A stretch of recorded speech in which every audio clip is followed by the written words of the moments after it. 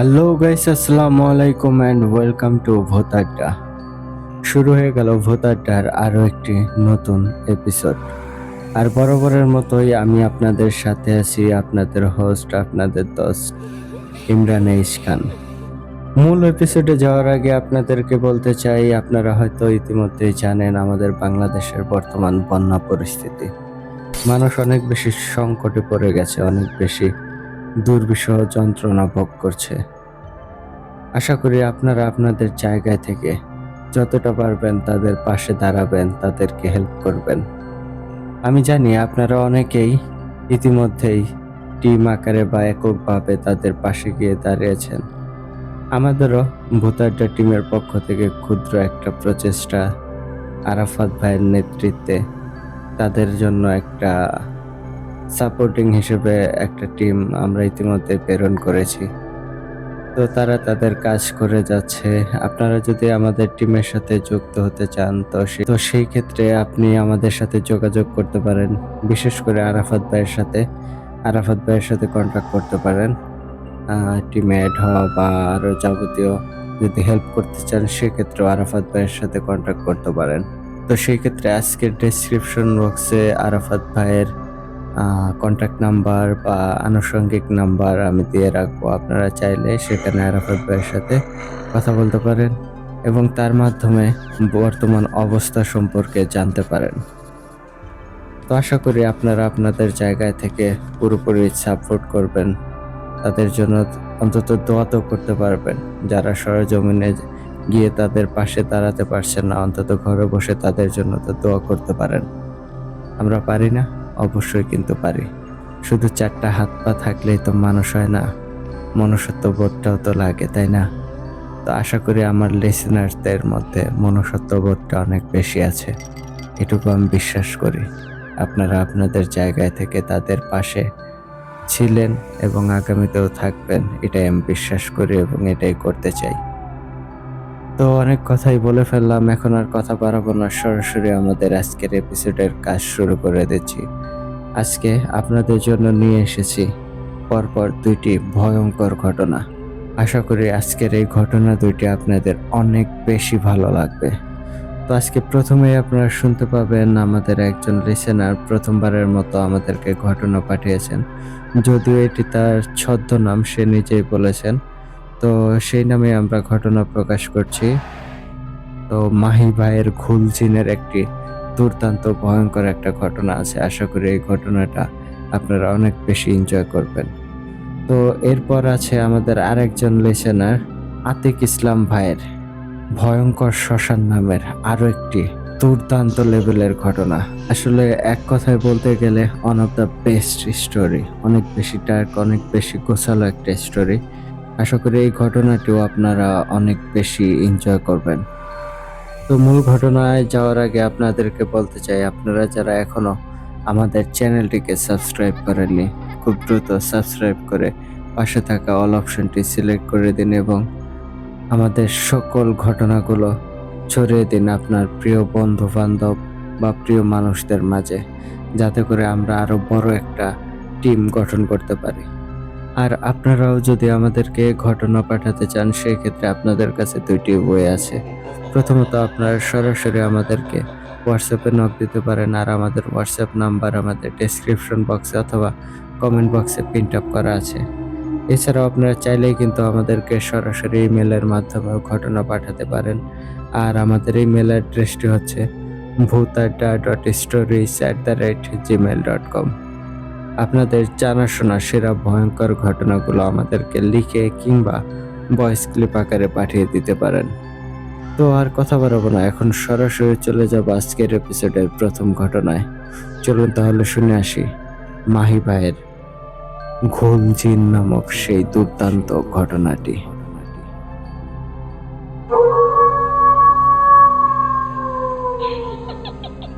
ঘটনাটি আমাকে ঠিক যেভাবে লিখে পাঠিয়েছেন আমি ঠিক সেভাবেই আপনাদের মাঝে তুলে ধরার চেষ্টা করছি। লিখছেন, ঘটনাটা আমার কাছের একজনের সাথেই ঘটেছে। তো সে ঘটনাটা আমাকে যেভাবে বলেছে আমি সেভাবেই বলছি। ঘটনাতে আমি ছদ্মনাম হিসেবে মাহি নামটা ব্যবহার করছি। সরাসরি চলে যাই ঘটনায়। নমস্কার, আমি মাহি। জন্মসূত্রে আমার বাড়ি রাজশাহী বিভাগের একটি জায়গায়, তবে জায়গাটার নাম বলছি না। তবে কর্মসূত্রে আমি ইন্ডিয়ার কলকাতায় থাকতাম এই জন্যই বলছি, তার কারণ আমি এখন যে ঘটনাটি বলতে যাচ্ছি সেই ঘটনার পরে আমি সেখানে থাকার সাহস আর পাইনি। বছরখানেক হলো আমি ইন্ডিয়াতে এসেছি। বিভিন্ন কনস্ট্রাকশনের কাজ সহ আরও অনেক কাজই 1 বছরের মধ্যে মোটামুটি করেছি। যখন কনস্ট্রাকশনে কাজ করতাম তখন আমাকে প্রায় রাতেই কাজের জায়গায় যেতে হতো। আমি সেখানকার ম্যানেজার ছিলাম।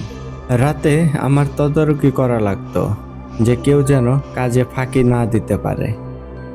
এমনইভাবে হঠাৎই আমার নাইট শিফটে ডিউটি পড়ে গেল। অজ্ঞতা আমাকে সেটাই করা লাগলো।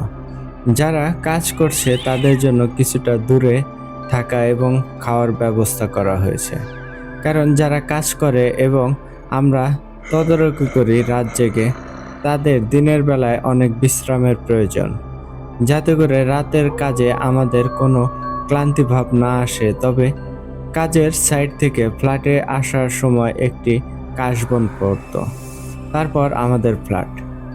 তা ধরেন 10 মিনিটের মতো হাঁটা লাগে কাজের সাইটে পৌঁছাতে। একটা সাইডের ম্যানেজারের জন্য একটি সিঙ্গেল রুম এবং কর্মীদের জন্য 2টা করে বড় হল রুমের ব্যবস্থা করা হয়। আমরা যে সাইডে কাজ করতাম সেই এলাকাটা নিয়ে এলাকার মানুষদের মধ্যে অনেক রকম কথা প্রচলিত ছিল। কেউ কেউ বলতো এখানে আগে কবর ছিল, আবার কেউ কেউ বলতো এখানে প্রাচীন আমলের শ্মশান ছিল।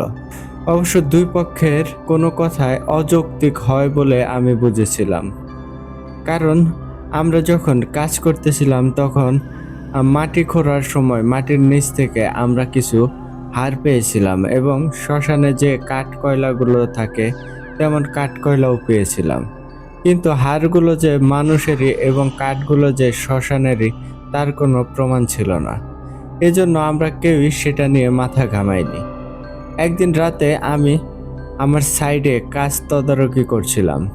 হঠাৎই একজন এসে আমাকে বলল, স্যার পেছন দিকে একটু চলুন তো, আমাদের মমিন আছে না, মমিন ভাইকে মনে হয় খারাপ কিছু ভর করেছে, কারণ তিনি উল্টো পাল্টা বকছেন এবং সাইডে অনেককে খামচি কেটেছেন। একটু আসুন আমার সাথে। আমি তার সাথে পেছন দিক দিয়ে চেয়ে দেখি অনেকেই একসাথে গোল হয়ে দাঁড়িয়েছে। মাঝখানে মমিনের চেয়ারের সাথে বেঁধে রাখছে তারা। মমিন অকথ্য ভাষায় গালাগালি দিচ্ছে সবাইকে এবং বারবার বলছে সেখানে যেন কোনো কাজ না করা হয়। আমি তখন সাইডের একজনকে বলি, আশেপাশে যদি কোনো ওঝাকে পাও তাহলে তাকে নিয়ে এসো। সে আমাকে বলল, স্যার এখান থেকে বেশ কিছুটা দূরে একটা মন্দির আছে, সেখানে গেলে আমরা মন্দিরের পুরোহিতকে ডেকে আনতে পারি।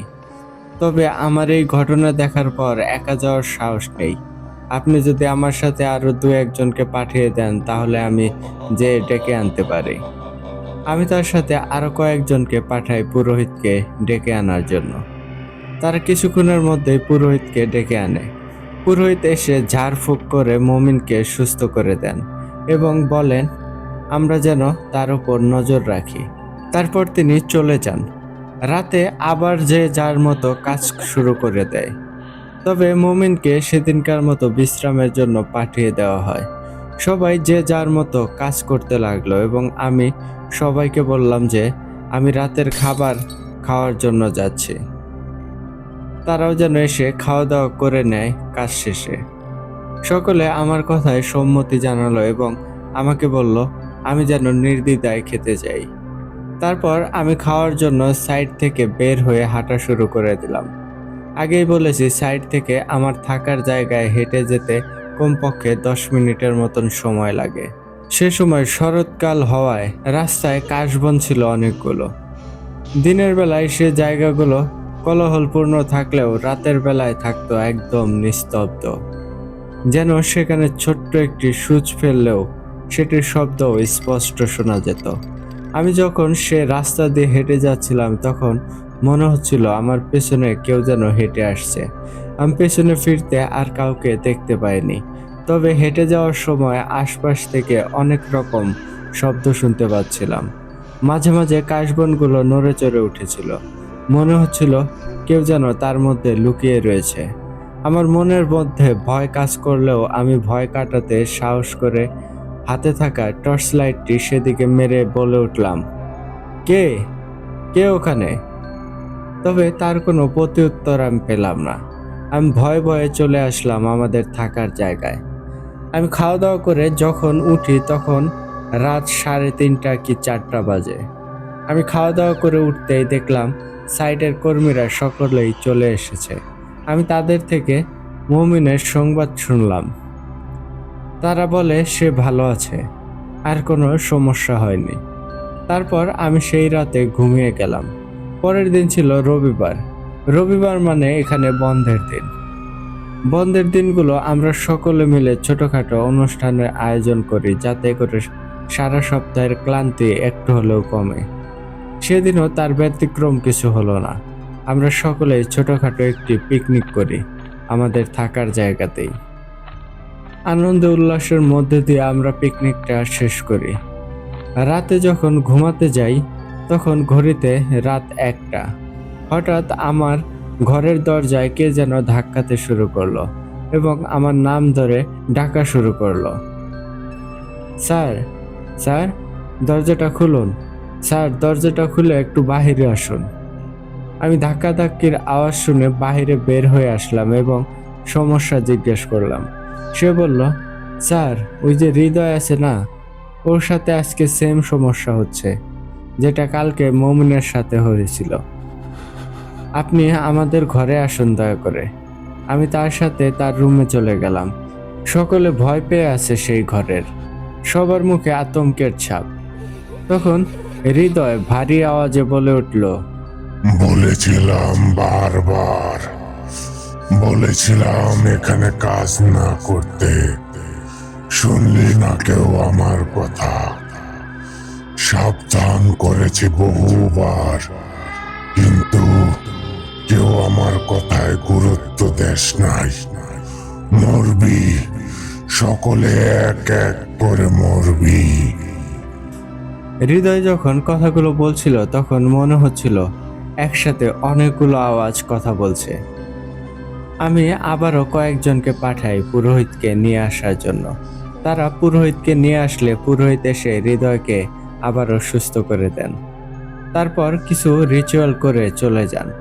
হৃদয় সুস্থ হওয়ার পর অজ্ঞান ছিল অনেকটা সময়। যখন তার জ্ঞান ফিরল তখন তাকে জিজ্ঞেস করলেও সে কিছুই বলতে পারল না। সে রাত সকলেরই ভয়ে ভয়ে কাটল। পরদিন সাইট থেকে একজন কর্মী হাঁপাতে হাঁপাতে আমার কাছে আসলো দিনের বেলাতে। এসে বলল, স্যার, আমরা নতুন যে কাজই করছি না কেন, সব কাজ কেউ বা কারা যেন নষ্ট করে দিচ্ছে। গতকালই আমরা নতুন একটি দেয়াল তুলেছিলাম। সকালে সেটি দেখতে গিয়ে দেখি দেয়ালটি পুরোপুরি ভাঙা অবস্থায় পড়ে আছে। আমি তখন তার সাথে গিয়ে পুরো জায়গাটা দেখলাম। দেখি আসলে দেয়ালটা ভাঙা অবস্থায় পড়ে আছে। আমি তখন তাকে বললাম, রাতে পাহারা বাড়িয়ে দাও। তারা তাই করলো, কিন্তু একের পর এক নতুন দেয়াল তুললেও সেগুলো কেউ বা কারা ভেঙে দিচ্ছে প্রতি রাতেই। কিন্তু এত পাহারা দেওয়া সত্ত্বেও কেউ দেখতে পাচ্ছে না কে এই কাজগুলো করছে। এরপর আমরা কোম্পানিকে জানালে তারা পাহারা আরো বেশি করে দিল, কিন্তু কিছুতেই কিছু হয় না। দৈনিক একই ঘটনা শুরু হলো। কিন্তু এমন করে চলতে চলতে হঠাৎই কর্মীদের মধ্যে 4 জন মারা যায়, কিন্তু সেই মৃত্যুর কারণ কেউই খুঁজে বের করতে পারলাম না। এরপর থেকে একের পর এক লোক মারা যাওয়া শুরু হলো। কেউ গাড়ির তলে চাপা পড়ে মারা যায়, কেউ বা বিল্ডিং থেকে পড়ে গিয়ে মারা যায়, আবার কেউ বিনা কারণে রুমে এসে ফাঁসি দিয়ে মারা যায়। এসব কিছুর আতঙ্ক একে একে সবার মধ্যেই ছড়িয়ে পড়ে, যার কারণে একের পর এক কর্মী কাজ ছেড়ে চলে যেতে শুরু করে। কোম্পানি তখন কর্মী সংকটে পড়ে গেল। এমনই একদিন আমি ঘুমিয়েছিলাম আমার রুমে। হঠাৎ বিকট এক গন্ধে আমার দম বন্ধ হয়ে আসলো। তখন আমার ঘুম ভেঙে গেল। আমি উঠে বসলাম। উঠে লক্ষ্য করলাম ঘরের কোনায় এক কালো অবয়ব দাঁড়িয়ে আছে। তার চোখ দুটা লাল। কিছু বলার আগেই এক লাফে আমার বুকের ওপর উঠে বসলো আর বলতে লাগলো, কিরে, বারণ করেছিলাম, বলেছিলাম না সবাই মরবি। দেখ আমাদের জায়গা দখলের ফল দেখ। তারপর আস্তে আস্তে অবয়বটা হাওয়ায় যেন মিলে গেল। আমি প্রচণ্ড ভয় পেয়ে গেলাম সেদিন। পরের দিন আমি কোম্পানিকে রিজাইন লেটার দিয়ে কোম্পানি থেকে বার হয়ে আসলাম। তারপর একটা ব্যাটারির গাড়ি কিনে সেটা চালাতে শুরু করলাম। পরে খবর নিয়ে দেখলাম সেই জায়গার কনস্ট্রাকশন একদম বন্ধ হয়ে গেছে। কি ভাবছেন ঘটনাটা শেষ? এরপর তো ঘটনা শুরু হলো আমার সাথে। বাকিটা শুনুন। কাজটা ছাড়ার পর আমি ব্যাটারি গাড়ি চালাতে শুরু করলাম। যা রোজগার হয় তাতে আমার ভালোভাবেই চলে যায়। এজন্যই আমি এদিকেই রোজগার করার চেষ্টা করে গেলাম। রিজার্ভ হয় অনেক সময় আমাকে গভীর রাত পর্যন্ত গাড়ি চালাতে হতো। কলকাতা থেকে শিলিগুড়ি অথবা হাওড়া থেকে দার্জিলিং সহ বিভিন্ন জায়গায় যাওয়া লাগতো। তো এমনই একদিন আমার রিজার্ভ আসলো একটি হাসপাতাল থেকে কোনো একজন মানুষ মারা গেছে, কিন্তু তাকে নেওয়ার জন্য কোনো অ্যাম্বুলেন্স পাওয়া যাচ্ছে না। এজন্যই আমার গাড়িটা তারা রিজার্ভ করেছে মৃত লাশটিকে নিয়ে যাওয়ার জন্য। লাশটি কলকাতা থেকে নিয়ে যেতে হবে শিলিগুড়িতে। যখন হাসপাতাল থেকে লাশ এবং লাশের সাথে থাকা দুজন মানুষকে নিয়ে বের হলাম, তখন ঘড়িতে রাত 9টা। শিলিগুড়িতে পৌঁছাতে পৌঁছাতে রাত 2টা থেকে 3টা তো বাজবেই। তবে হাসপাতাল থেকে বার হতে একটু বেশি দেরি হয়ে গেল, যার কারণে আমাদের কারোই রাতের খাবার খাওয়া হলো না। এজন্য আমরা রাস্তার পাশে একটি ধাবায় বসে খাওয়া দাওয়া করে নিলাম। তারপর আবার গাড়ি চালাতে শুরু করলাম। রাস্তা দিয়ে গাড়ি চালাচ্ছি আপন গতিতে। রাস্তা দিয়ে যেতে যেতে রাস্তার পাশে সাহেবের কবরখানা নামের একটি কবরখানা পড়ে। সেখানে অনেক প্রাচীন আমলের কবর রয়েছে। গাড়িটা যখন সেই কবরখানার সামনে আসলো, ঠিক তখনই গাড়ির ইঞ্জিন কি জন্য যেন বন্ধ হয়ে গেল। কোনো কারণ ছাড়াই অফ হয়ে যাওয়ার কারণে আমি নিচে নেমে দেখতে লাগলাম বন্ধ হওয়ার কারণ, কিন্তু কিছুই পেলাম না। গাড়ির মধ্যে উঠে চাবিটা একটু অন অফ করতেই ইঞ্জিন চালু হয়ে গেল। আবার গাড়ি চালাতে শুরু করলাম, কিন্তু যখন সাইড গ্লাসে তাকালাম তখন দেখতে পেলাম পেছনে কয়েকটি কালো অবয়ব দৌড়ে আসছে। আমি ভয় পেয়ে গেলাম, তবে কাউকে বললাম না। তখন হঠাৎই গাড়ির উপরে কিছুর লাফিয়ে পড়ার আওয়াজ এলো। মনে হলো কিছু যেন সজোরে গাড়ির উপরে ঝাঁপিয়ে পড়লো। তারপর শুরু হলো গাড়ির ওপর ঝাপাঝাপি। সকলে এক প্রকার ভয় পেয়ে গেলাম। তখনই গাড়িতে রাখা কফিনটি নড়া শুরু করলো বিনা কারণেই। গাড়ির পেছনে থাকা 2টা লোক ভয়ে চিৎকার করতে লাগলো। আমি পরিস্থিতি খারাপ বুঝতে পেরে গাড়ি থামিয়ে তাদেরকে গাড়ির সামনে নিয়ে আসলাম। তখন তারা সামনে আসলো। আমি আবার গাড়ি চালানো শুরু করে দিলাম। কিছুক্ষণ পর আবার শুনতে পেলাম পিছন থেকে লাশের কফিনটি নড়াচড়া করছে। আমাদের সবার মুখ ভয়ে শুকিয়ে গেল। তারপর আবার গাড়ির ছাদের উপরে সেই দাপাদাপির শব্দ শুরু হলো। আমি অনেক কষ্টে ভয়কে সংযত রেখে গাড়ি চালানো শুরু করলাম। তবে পিছন থেকে হঠাৎ কফিনের নড়ার শব্দটা বন্ধ হলো, কিন্তু কিছু খাওয়ার শব্দ ভেসে আসতে লাগলো। কোনো কিছু বুঝতে পারছিলাম না আসলে কি হচ্ছে আমাদের সাথে, কিন্তু ভয়ের কারণে গাড়িটাও থামাতে পারছিলাম না। এভাবে সারা রাত চলল। ভোরবেলায় আমরা মৃত ব্যক্তির বাড়িতে পৌঁছালাম। পৌঁছে যখন গাড়ি থেকে কফিনটি নামালাম, তখন আমরা একদম ভ্যাবাচ্যাকা খেয়ে গেলাম। কফিনের চারপাশে অনেক রক্ত পড়ে আছে এবং কফিনের ভেতরে তাজা রক্ত সহ অনেক রকম জিনিস পড়ে আছে। কফিন থেকে লাশ বের করে বুঝতে পারলাম রাতে খারাপ কিছু লাশের সাথে এসব করেছে। এরপর তারা লাশটি নিয়ে চলে গেল বাড়ির ভেতরে এবং আমি আমার পাওনা টাকা বুঝে নিয়ে চলে আসলাম। আমি বাড়িতে আসার পর থেকে আমার ভীষণ জ্বর চলে আসলো। আমি রাতে যখনই ঘুমাচ্ছিলাম তখন সেই বীভৎস এক গন্ধ আসলো আমার নাকে। মনে হচ্ছিল আমার আশেপাশে কেউ পচা জিনিস ফেলে রেখে দিয়েছে। আমি ঘরের লাইট জ্বালিয়ে কিছুই দেখতে পেলাম না। আবার যখন ঘুমাতে যাব তখন খেয়াল করলাম ঘরের কোণে সেই একটা কালো অবয়ব দাঁড়িয়ে আছে। দেখে বোঝা যাচ্ছিল এক দৃষ্টিতে যেন আমার দিকেই তাকিয়ে আছে। এবার আমি প্রচণ্ড ভয় পেয়ে গেলাম। রাতে আমি আর ঘুমাতে পারলাম না। সারা রাত ঘরের আলো জ্বেলে রেখে খাটের উপর বসে বসে থাকলাম, কিন্তু ঘর থেকে সেই বাজে গন্ধটা আর গেল না।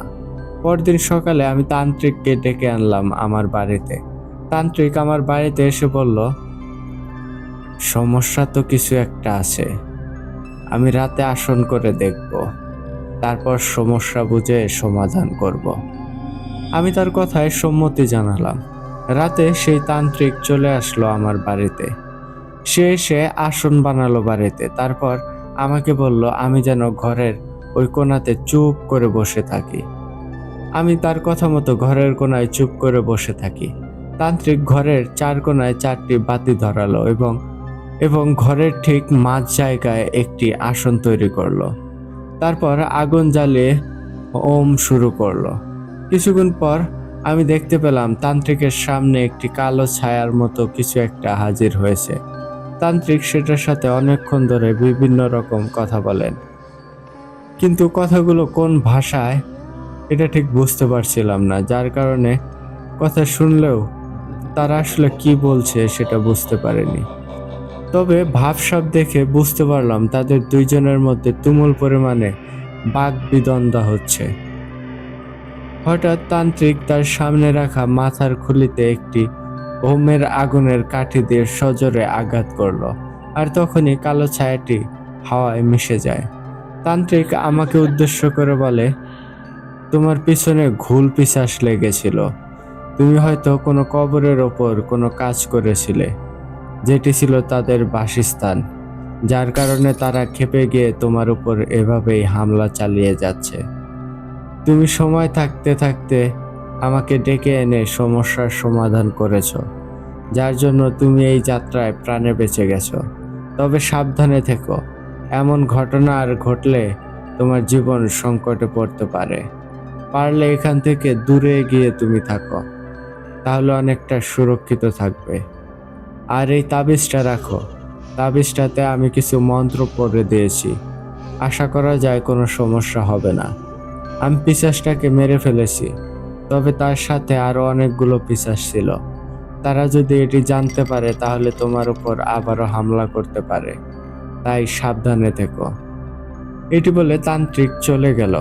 তার কিছুদিন পর আমি ভারত ছেড়ে বাংলাদেশে চলে আসলাম, আর এভাবেই আছি। এখনো ভয়ে আছি, কখন আবার আমার উপর নেমে আসে খারাপ কিছু।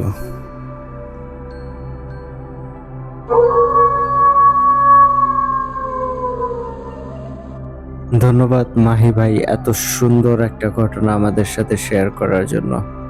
সত্যি ভাই ঘটনাটা বেশ ইউনিক একটা ঘটনা ছিল। যদিও ঘটনার প্রথম অংশে আমার নিজেরই মনে হচ্ছিল এরকম একটা ঘটনা কোথায় যেন শুনেছি বা কোথায় আগে পড়েছি কিনা, মানে এরকম একটা কনফিউশনে ছিলাম। বাট এই ঘটনাটার ফিনিশিং যখন শুনলাম, না সত্যি ঘটনাটা বেশ অন্যরকম ছিল। ধন্যবাদ ভাই এত সুন্দর একটা ঘটনা আমাদেরকে লিখে পাঠানোর জন্য। মাহি ভাই আপনার কিন্তু আরো এরকম ঘটনা চাই। আপনার এরকম জানাশোনা আরো ঘটনা থাকলে আমাদেরকে খুব দ্রুত পাঠিয়ে দিন। আপনার ঘটনা আসলে ভাই অন্যরকম ভালো লেগেছে। ধন্যবাদ ভাই এত সুন্দর করে গুছিয়ে ঘটনা লেখার জন্য। তো বন্ধুগণ, আপনারা কিন্তু অবশ্যই কমেন্ট করে জানাবেন মাহি ভাইয়ের এই ঘুলজিনের ঘটনাটি আপনাদের কাছে কেমন লেগেছে। তো আর কথা বরাবর এখন সরাসরি চলে যাব আজকের এপিসোডের দ্বিতীয় ঘটনায়। চলুন তাহলে শুনে আসি আতিক ইসলাম ভাইয়ের ভয়ঙ্কর শ্মশান।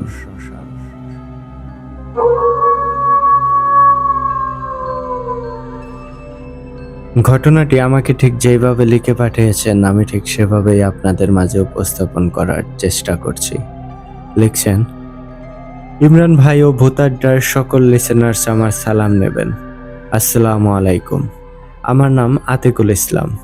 আমার বাড়ি নাটোরের সিংড়াতে আমার বাড়ি। আমি বর্তমানে মালয়েশিয়াতে থাকি। আমি ভূতাড্ডার একজন নতুন লিসেনার। ভূতাড্ডার ঘটনাগুলো শুনতে আমার কাছে অনেক বেশি ভালো লাগে। আমি লাইভে ঘটনা শুনতে পারি না। আমি দিনের বেলায় কাজ করি আর কানে ইয়ারফোন লাগিয়ে ঘটনাগুলো শুনি। আজ আমি একটা ভয়ঙ্কর রকম অভিজ্ঞতার কথা শেয়ার করব। আসলে এই ঘটনাটা কিভাবে শুরু করব বুঝতে পারছি না, কারণ এই ঘটনাটার জন্য আমি আমার খুব কাছের একটা বন্ধুকে হারিয়েছিলাম। আজকেও সেই রাতের কথা মনে হলে বুকটা ভয়ে কেঁপে ওঠে। একটা মানুষ যতই সাহসী হোক না কেন, সব জায়গায় সাহস দেখাতে নেই। আমি যে ঘটনাটা বলবো সেটা খুবই ছোট্ট একটি ঘটনা, তবে ঘটনাটা ছোট হলেও অনেক ভয়ঙ্কর একটা ঘটনা। ইমরান ভাই, আমি তেমন লেখাপড়া জানি না, তারপরও ঘটনা লিখছি। যদি কোনো ভুল হয় তাহলে আপনি কষ্ট করে পড়ে নেবেন। যে ঘটনাটা বলবো সেটা ঘটেছিল আমি সহ 4 জনের সাথে। আমাদের নাটোরের চলন বিলের কথা সবাই হয়তো জানেন। সেই চলন বিলের কাছেই আমার বাড়ি। আমাদের গ্রামে চলন বিলের পানি তেমন একটা আসে না। আমাদের গ্রামে একটা পুরাতন গোরস্থান আছে, সেখানে এখন কাউকে কবর দেওয়া হয় না। গোরস্থানটা একদম নির্জন জায়গায়, সেই দিকে কোনো বাড়িঘরও নেই। গোরস্থানের 1 কিলোমিটারের মধ্যে কোনো বাড়িঘর কিছুই নেই। বর্ষাকালে গোরস্থানের পানি ওঠে। মূলত এই জন্যই গোরস্থানটা এখন পরিত্যক্ত। এই গোরস্থান নিয়ে অনেক ভয়ঙ্কর কাহিনী আছে, যেটা অন্য কোনো একদিন লিখে পাঠাবো। আজ আমাদের সাথে ঘটে যাওয়া ঘটনাটা বলছি। আমরা 4 বন্ধু, সোহাগ, সাগর, কাজল আর আমি আতিকুল। আমরা 4 জন একই গ্রামের। আমরা ছোটবেলা থেকেই একসাথে বড় হয়েছি। সাগর হলো আমার আপন চাচাতো ভাই। আমরা মুরব্বীদের মুখে সেই গোরস্থান নিয়ে অনেক ভয়ঙ্কর কাহিনী শুনেছি। 2019 সালের জানুয়ারি মাসের কোনো এক রাতের ঘটনাটা ঘটেছিল। আমাদের মধ্যে কাজল ছিল খুব বেশি সাহসী। 2019 সালে আমরা সবাই 10ম শ্রেণীতে পড়ালেখা করতাম। একদিন কথায় কথায় সাগর বলে ওই গোরস্থানের কথা। সাগর বলে যে সন্ধ্যার পর ওই গোরস্থানে যেতে পারবে তাকে হোটেলে নিয়ে গিয়ে পেট ভরে খাওয়াবে। সাগরের কথায় কাজল এক কথায় রাজি হয়ে যায়। আমি আর সোহাগ রাজি হই না, কারণ সেখানে দিনের বেলাতেও মানুষ যায় না, আর সন্ধ্যার পর এমন ভয়ঙ্কর জায়গায় যাওয়া অবশ্যই বিপজ্জনক। কিন্তু কাজল একঘেয়েমি ছেলে, সে যাবে বলেছে মানে তার মানে যাবেই। এই নিয়ে কাজলের সাথে আমরা একটু রাগারাগিও করি। পরে আমরা সিদ্ধান্ত নেই আমরা 4 জনই সেখানে যাব। আমরা দূরে দাঁড়িয়ে থাকবো আর কাজল সেই গোরস্থানে যাবে। গোরস্থানে একটা নিম গাছ আছে, আর কাজল সেই নিম গাছের ডাল ভেঙে নিয়ে আসবে।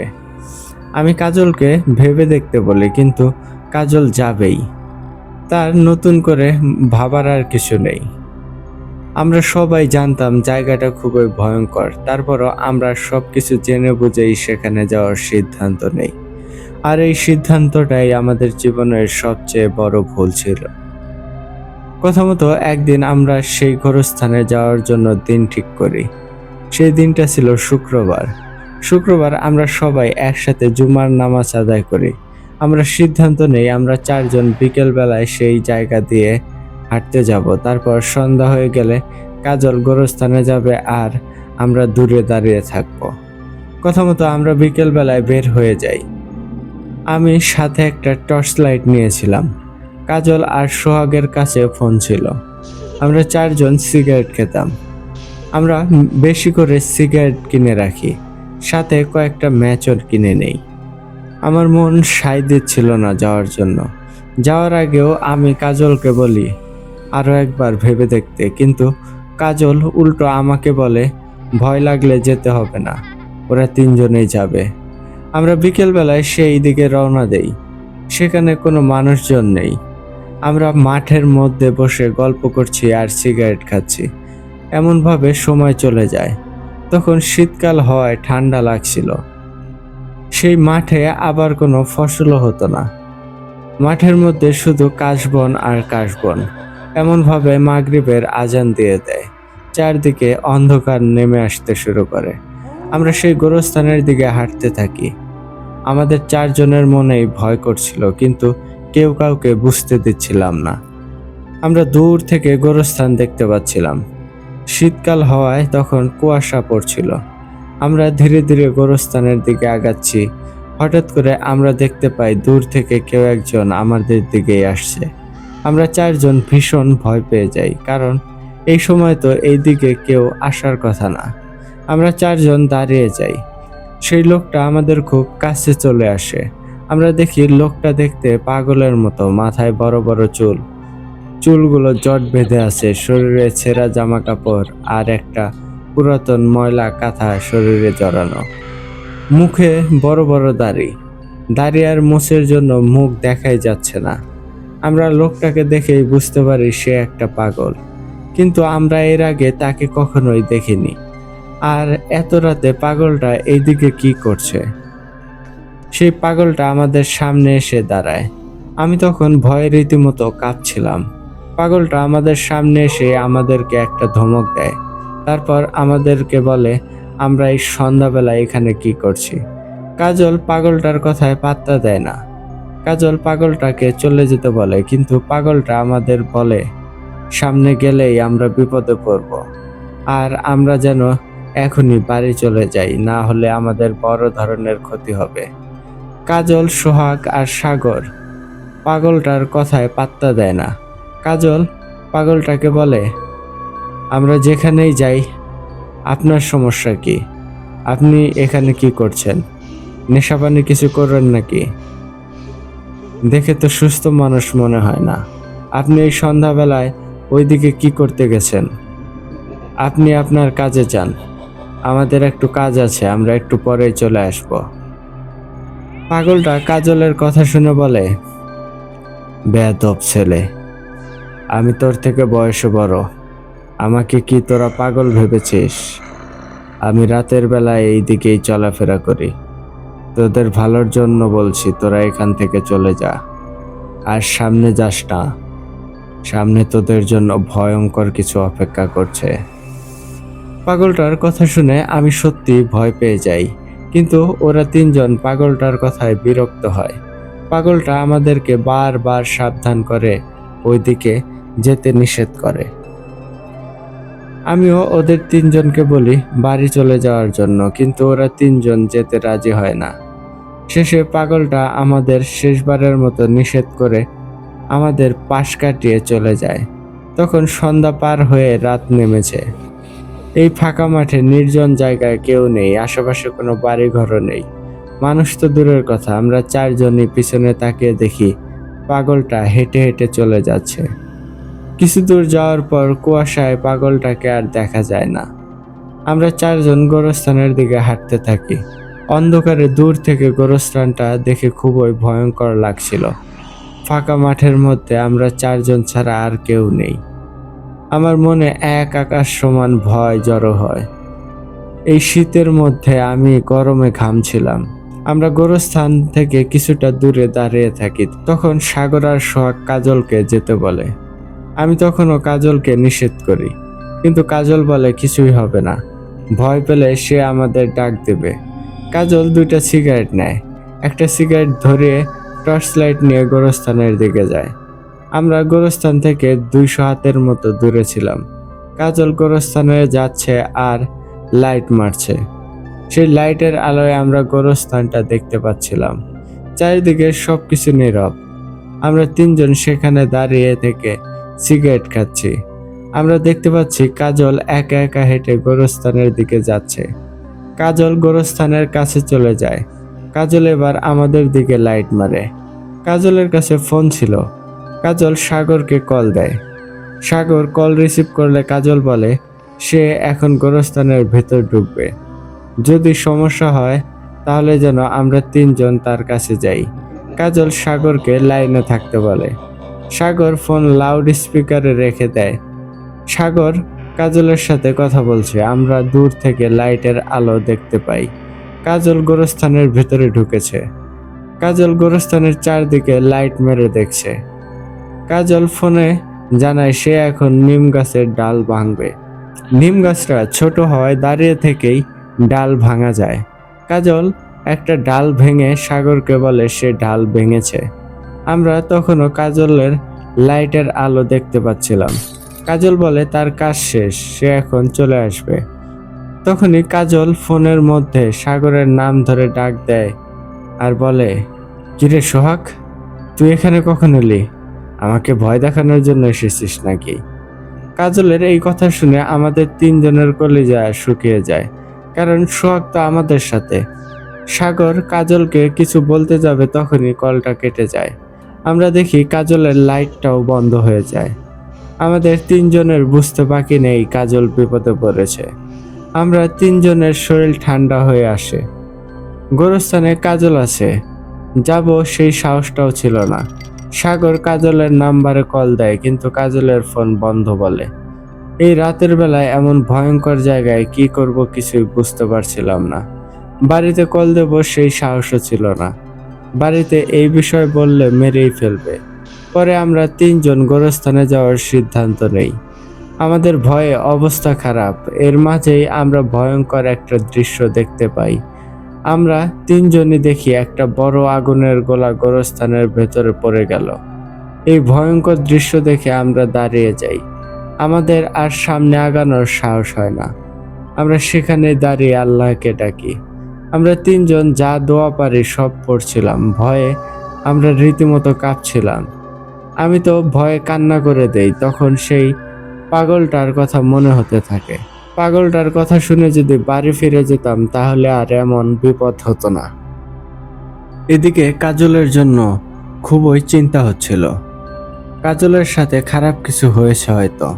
আমরা তিনজন আবারও দেখি একটা আগুনের গোলা গোরস্থান থেকে উড়ে উপরের দিকে উঠে যাচ্ছে। কিছু দূর যাওয়ার পর আলোটা অদৃশ্য হয়ে যায়।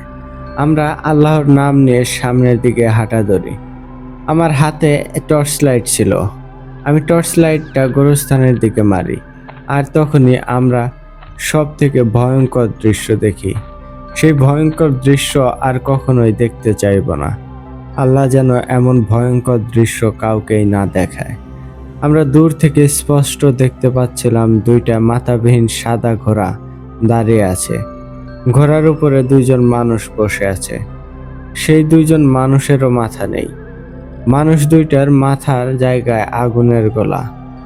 সেই ঘোড়া দুইটা আমাদের দিকেই হেঁটে হেঁটে আসছে। আমরা আরো বেশি ভয় পেয়ে যাই। আমরা তখন তিনজনে জীবন বাঁচানোর জন্য দৌড়ানো শুরু করি। কিন্তু ভয়ঙ্কর ব্যাপার হলো, কিছু দূর দৌড়ানোর পর আমরা আর কোনো রাস্তা দেখতে পাই না। আমাদের সামনে কোনো রাস্তা নেই। সামনে খুবই অন্ধকার। কোন দিকে যাব কিছুই বুঝতে পারছিলাম না। এদিকে ভয়ে কাজলের কথা আমরা ভুলেই যাই। কাজলের সাথে কি হয়েছে, কাজল এখন কোথায়, সেটাও আমাদের মনে নেই। আমরা তখন নিজেরা বাঁচার জন্য আল্লাহকে ডাকছি। আমি তখন পিছনে তাকিয়ে দেখি সেই ঘোড়া দুইটা আমাদের দিকে আসছে। ঘোড়ায় থাকা মানুষ দুইটার মাথার জায়গায় আগুন জ্বলছে। সেই আগুনে ঘোড়ার শরীর আর মানুষের শরীর স্পষ্ট দেখা যাচ্ছে। আমরা তিনজন দাঁড়িয়ে চিৎকার করি, সাহায্য চাই এবং আল্লাহকে ডাকি। সোহাগ তো ভয়ে প্রস্রাব করে দেয়। এইদিকে সেই মাথাবিহীন আমাদের কাছে আরো চলে আসে। আমরা চোখের সামনে কোনো রাস্তা দেখতে পাচ্ছিলাম না। যেদিকেই তাকাই সেদিকেই নিকষ কালো অন্ধকার। ভয়ে আমাদের প্রাণ বের হওয়ার মতো অবস্থা। আমরা তিনজন ভয়ে কান্না শুরু করি। এর মাঝে আমাদের শরীরে একটা গরম বাতাস এসে লাগে। বাতাসটা খুবই গরম ছিল। মনে হচ্ছিল শরীর ঝলসে যাবে। সেই মাথাবিহীন ঘোড়াটা আমাদের খুব কাছে চলে আসে। ভয়ে আমরা তিনজন তিনজনকে জড়িয়ে ধরি আর জোরে জোরে দোয়া কালাম পড়ি, কিন্তু ভয়ে সব কিছু ভুল হয়ে যাচ্ছিল। হঠাৎ করে আবারও একটা গরম বাতাস আমাদের শরীরে এসে লাগে। তারপর আমরা তিনজনই অজ্ঞান হয়ে যাই। সবার প্রথম আমার জ্ঞান ফিরে আসে। আমি চোখ খুলতেই দেখি চারিদিকে অন্ধকার। আমি বোঝার চেষ্টা করি আমি কোথায়। আমার খুব মাথা ব্যথা করছিল। আমি বুঝতে পারি আমি শুয়ে আছি। আমি আরো অনুভব করি আমার উপরে কেউ শুয়ে আছে আর আমার পাশেও কেউ শুয়ে আছে। আমার সেই ভয়ঙ্কর দৃশ্যের কথা মনে পড়ে যায়। আমি ধরেই নিয়েছিলাম আজই আমার মৃত্যু হবে। আমি চারদিকে হাত দিয়ে বোঝার চেষ্টা করি কোথায় আছি, কিন্তু হাত দিয়ে কিছুই বুঝতে পারি না। আমার পিঠের নিচে শক্ত শক্ত কি যেন পড়ে আছে। আমি সেগুলো হাতে নিয়ে মনে হলো শক্ত ডালপালা। আমার দম বন্ধ হয়ে যাওয়ার মতো অবস্থা। আমার তখন কাজলের কথা মনে নেই। আমার তখন কাজলের কথা মনে হয়। কাজলের কথা মনে হতেই মনের মাঝে আবার ভয় চেপে ধরে। আমার উপরে যে ছিল আমি তাকে সরানোর চেষ্টা করি। তখনই সে নড়ে চড়ে ওঠে। সে জোরে জোরে আতিকুল আর সোহাগ বলে ডেকে ওঠে। আমি বুঝতে পারি এটা সোহাগ। সোহাগ আমার শরীরের ওপর থেকে সরে যায়। এরপর আমি উঠে বসি। তখন বুঝতে পারি আমার পাশে সাগর পড়ে আছে। সাগরকে ডাক দেই, কিন্তু সাগর কোনো সাড়া দেয় না। আমরা কোথায় আছি সেটাও বুঝতে পারছি না। সোহাগ দাঁড়াতে চায়, তখনই তার মাথায় কিছু একটা বাড়ি খায়। সোহাগের কাছে ফোন ছিল। সোহাগ ফোনটা পকেট থেকে বের করে, তারপর ফোনের আলোয় জ্বালায়। আলো জ্বালাতেই দেখি সাগর উপর হয়ে পড়ে আছে। ফোনে তখন সময় দেখি রাত 2:28 বাজে। সোহাগ মোবাইলের আলো চারদিকে মারতেই বুঝতে পারি আমরা একটা ভাঙা কবরের মধ্যে আছি। আমাদের ভয়টা তখন 1000 গুণ বেড়ে যায়। আমরা দুইজন সাগরের জ্ঞান ফেরানোর চেষ্টা করি, কিন্তু সাগরের জ্ঞান ফেরে না। হঠাৎ করে আমাদের মনে হলো চারপাশটা কেমন যেন কেঁপে উঠছে। সোহাগ ভয়ে আমাকে জড়িয়ে ধরে। সোহাগ মোবাইলের কলও বন্ধ করে দেয়। আমরা চুপ করে বসে থাকি। এই গভীর রাতে এই বিপদে আমাদেরকে কে সাহায্য করবে? আমি আর সোহাগ ভয়ে কাঁপছিলাম। কোনো কথা বলছিলাম না। হঠাৎ করে মনে হলো গোরস্থানে ঝড় শুরু হলো। খুবই জোরে জোরে বাতাস হচ্ছে। আমি একটু উপরের দিকে তাকাই, তারপরে নিচের দিকে তাকাতেই ভয়ে আমার কলিজা কেঁপে ওঠে। আমি দেখি গোরস্থানের ভেতর আগুন জ্বলছে, চারদিকে আগুন দেখা যাচ্ছে। আমি আর সোহাগ আল্লাহকে ডাকি। দুইজন চুপ মেরে বসে থাকে। এমনভাবে অনেক সময় বাতাস হয়, তারপরে আস্তে আস্তে আগুনগুলোও নিভে যায়। কাজলের জন্য খুবই চিন্তা হচ্ছিল। কাজল কোথায় আছে আর ওর সাথে কি হয়েছে। আল্লাহকে বারবার বলেছিলাম কাজলের যেন কিছু না হয়। আমাদের সাহায্য করেছে সে। এখান থেকে আমাদের বাঁচিয়ে নিয়ে এসেছে। আর তখনই সোহাগের বড় ভাই কল দেয়। সাথে সোহাগ কল রিসিভ করে। আমি শুনতে পাই সোহাগের ভাই রাগারাগি করছে। সোহাগ কোথায় আছে জিজ্ঞেস করছে। সোহাগকে অনেকবার কল দিয়েছে, কিন্তু ফোন বন্ধ দেখায়। সোহাগ কিছু বলতে পারে না। সোহাগ কান্না করে দেয়। আমি তখন সোহেলের থেকে ফোন নিয়ে আস্তে আস্তে বলি, আমরা কোথায় আছি? কথা শুনে সোহাগের ভাই রাগারাগি করে। তারপর আমাদেরকে বলে সে মানুষজন সাথে নিয়ে আসছে। সাগর অজ্ঞান হয়ে আছে আমি বলি, আর সেটা তারা বলি, কিন্তু কাজলকে পাওয়া যাচ্ছে না। এটা বলি না, আমি আর সোহাগ চুপ করে বসে থাকি। সোহাগের ভাই কল কেটে দিতে নিষেধ করেছে। প্রায় 15 মিনিট পর শুনতে পাই সোহাগ ভাই নাম ধরে ডাকছে। আমরা উত্তর দিতে ভয় পাচ্ছিলাম, তবে আমরা বুঝতে পারছিলাম অনেক মানুষ একত্রে আছে। সবাই আমাদের নাম ধরে ডাকছিল। তখন আমি সাহস করে উত্তর দেই। এরপর তারা আমাদেরকে খুঁজে পায়। আমরা একটা ভাঙা পুরাতন কবরের ভেতর ছিলাম। উপর থেকে লাইট মারে সোহাগের ভাই। তারপর সোহাগের ভাই কবরের ভেতর নামে। আমি আর সোহাগ উপরে উঠে আসি। সোহাগের ভাই সাগরকে নিয়ে উঠে আসে। আমরা দেখি 15 জনের মতো এসেছে আমাদেরকে খুঁজতে। আমার আব্বু, চাচা সহ সোহাগ ভাই আরো অনেকে এসেছে। সোহাগ ভাই সবাইকে ডেকে নিয়ে এসেছে। তখন কাজলের কথা জিজ্ঞেস করি। আমি বলি কাজলকে খুঁজে পাচ্ছি না। তখন সবাই মিলে কাজলকে খুঁজতে শুরু করে, কিন্তু কাজলকে খুঁজে পাওয়া যায় না। সাগর তখনও অজ্ঞান ছিল। সবাই আমাকে আর সোহাগকে রাগারাগি করতে থাকে। গোরস্থানের প্রতিটা ভাঙা কবর খোঁজা হয়, কিন্তু কাজলকে পাওয়া যায় না। তারপর গাছের দিকে লাইট মেরে খোঁজা হয়। তখনও দেখা যায় একটা নিম গাছের একটা ডালের সাথে কাজল ঝুলে আছে। গাছটা বেশ বড় ছিল। দুই ডালের মাঝে কাজল ঝুলে আছে। তখন সোহাগের ভাই গাছে উঠে কাজলকে নামিয়ে নিয়ে আসে। কাজলকে নামিয়ে নিয়ে আসার পর দেখা যায় কাজল আর বেঁচে নেই। কাজলের চোখ দুইটা খোলা ছিল। কাজলের গলায় দুইটা দাগ ছিল। মনে হয় কাজলকে গলা চেপে ধরে হত্যা করেছে। কাজলের বাবা আর চাচা কান্না শুরু করে দেয়। তারপর সাগরকে কাঁধে করে নিয়ে চলে আসি। সেই রাতে গ্রামের মানুষের মধ্যে জানাজানি হয়ে যায় কাজল মারা গেছে। কাজলের মৃত্যুর জন্য আমাদের দায়ী করা হয়। আমার চাচাতো ভাই সাগরের 3 দিন পর জ্ঞান ফেরে। আমরা এতটাই ভয় পেয়েছিলাম যে আমরা খুবই অসুস্থ হয়ে যাই। পরে একটা ভালো হুজুরের কাছে নিয়ে আমাদের রুকাইয়া করা হয়। সেই রাতে কাজলের সাথে কি ঘটেছিল জানি না। কাজলের সাথে ভালো কিছু হয়নি সেটা বোঝা যায়, কিন্তু আমাদের সাথে যা হয়েছিল সেটা কখনোই ভুলবো না। সেদিন যদি সেই পাগলের কথাটা শুনে চলে আসতাম তাহলে হয়তো কাজল আমাদের মাঝে থাকতো। সেই বিভীষিকাময় রাতের ঘটনা মনে পড়লে এখনো বুকটা কেঁপে ওঠে। কাজলের কথা কখনোই ভুলতে পারবো না। আমাদের ভুলের কারণেই কাজলকে অকালে চলে যেতে হলো। সাহস থাকা ভালো, কিন্তু অতি সাহসে কিছু করা ভালো না। সব জায়গায় সাহস চলে না। ইমরান ভাই, এটাই ছিল আমার সাথে ঘটে যাওয়া একটা ঘটনা। জানি না ঘটনাটা কার কাছে কেমন লাগবে। এই ঘটনাটার জন্য আমার প্রিয় বন্ধুকে হারিয়েছি। সবাই আমার বন্ধু কাজলের জন্য দোয়া করবেন। আমাদের মতো ভুল যেন কেউ না করে। সেই গোরস্থান নিয়ে আরো ভয়ঙ্কর ভয়ঙ্কর কথা আছে। আমি সময় পেলে সেগুলো লিখে পাঠাবো। ভূতাড্ডার সবাইকে বলবো, কেউ আমাদের মতো এমন ভুল করবেন না। সেদিন রাতে আপনাদের কেমন লেগেছিল সেটা আমরা জানি। সবাই ভালো থাকবেন আর আমাদের জন্য দোয়া করবেন। আর আমিও সবার জন্য দোয়া করব। আসসালামু আলাইকুম ইমরান ভাই। আল্লাহ হাফেজ।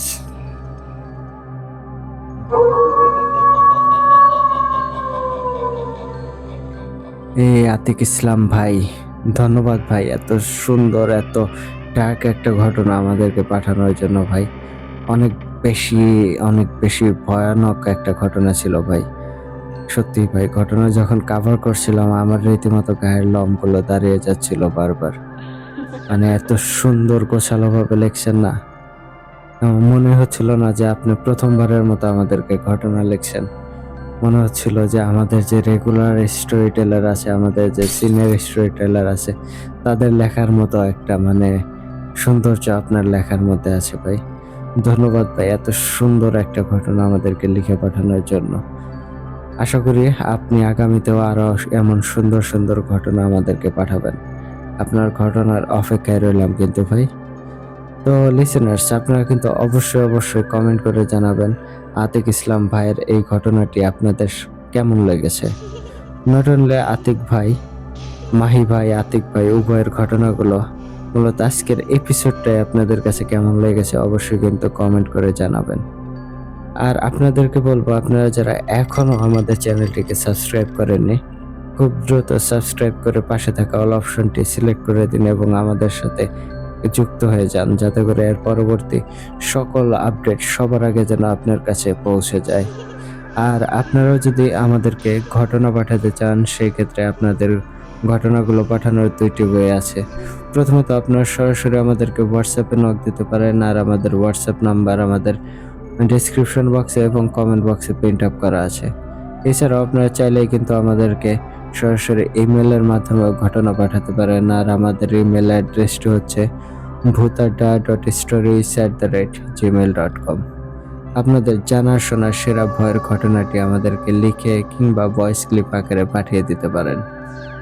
আর বন্ধুগণ, ওয়ান্স এগেইন আবারও আপনাদের সবাইকে ধন্যবাদ জানাই এবং আপনাদেরকে অনুরোধ করব, এই বন্যায় কবলিত মানুষদের পাশে দাঁড়ান, তাদেরকে যতটা পারেন হেল্প করেন।